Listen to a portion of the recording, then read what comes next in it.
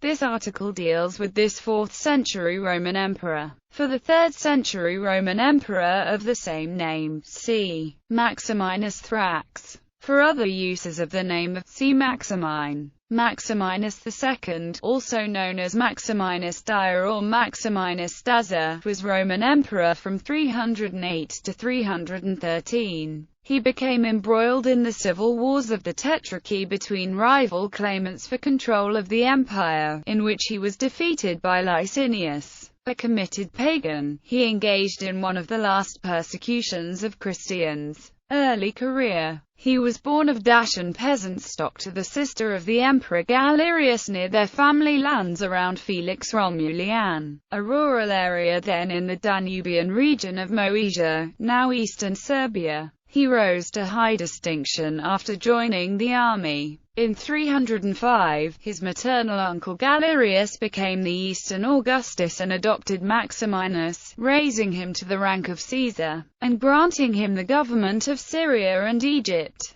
Civil War. In 308, after the elevation of Licinius to Augustus, Maximinus and Constantine were declared Filii Augustorum. But Maximinus probably started styling himself after Augustus during a campaign against the Sassanids in 310. On the death of Galerius in 311, Maximinus divided the Eastern Empire between Licinius and himself. When Licinius and Constantine began to make common cause, Maximinus entered into a secret alliance with the usurper Caesar Maxentius, who controlled Italy. He came to an open rupture with Licinius in 313. He summoned an army of 70,000 men but sustained a crushing defeat at the Battle of Zeralum in the neighborhood of Heracli Perinthus on April 30.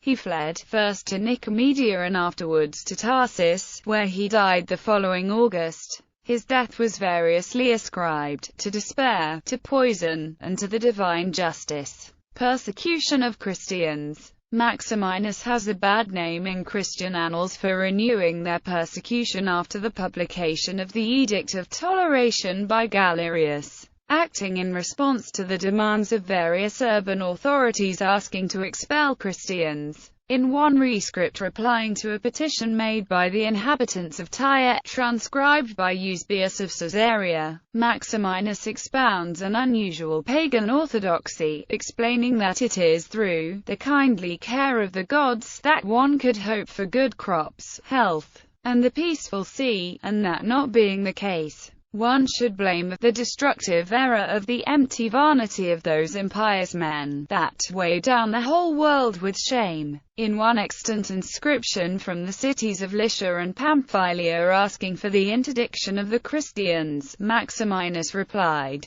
in another inscription, by expressing his hope that, may those, who, after being freed from those byways, rejoice, as, snatched from a grave illness. After the victory of Constantine over Maxentius, however, Maximinus wrote to the Praetorian prefect Sabinus that it was better to recall our provincials to the worship of the gods rather by exhortations and flatteries. Eventually, on the eve of his clash with Licinius, he accepted Galerius' edict, after being defeated by Licinius, shortly before his death at Tarsus. He issued an edict of tolerance on his own, granting Christians the rights of assembling, of building churches, and the restoration of their confiscated properties. Eusebius on Maximinus. The Christian writer Eusebius claims that Maximinus was consumed by avarice and superstition. He also allegedly lived a highly dissolute lifestyle, and he went to such an excess of folly and drunkenness that his mind was deranged and crazed in his carousals, and he gave commands when intoxicated, of which he repented afterward when sober. He suffered no one to surpass him in debauchery and profligacy, but made himself an instructor in wickedness to those about him, both rulers and subjects. He urged on the army to live wantonly in every kind of revelry and intemperance. and encouraged the governors and generals to abuse their subjects with rapacity and covetousness, almost as if they were rulers with him. Why need we relate the licentious, shameless deeds of the man, or enumerate the multitude with whom he committed adultery? For he could not pass through a city without continually corrupting women and ravishing virgins. According to Eusebius, only Christians resisted him. For the men endured fire and sword, and crucifixion and wild beasts and the depths of the sea, and cutting off of limbs, and burnings,